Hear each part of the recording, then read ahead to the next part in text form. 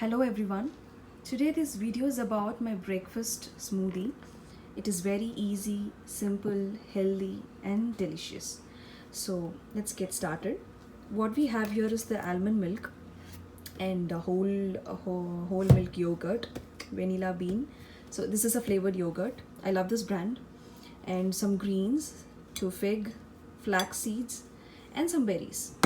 I've soaked them in half cup of water with half a teaspoon of baking soda to wash away all the chemicals and pesticides sprayed. So I normally do this method before using any of my produce because there's so many, you cannot imagine the amount of pesticides they use on fruits and vegetables. So I do this normally every time. So let's see how I make this smoothie. I'm adding 2 spoons of yogurt.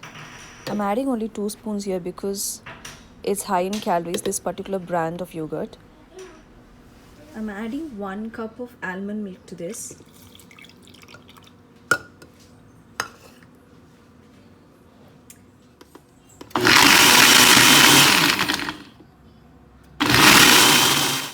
You can skip a meal and have this instead at any time of the day. You will feel very filling and not very hungry. So this eventually helps you for weight loss.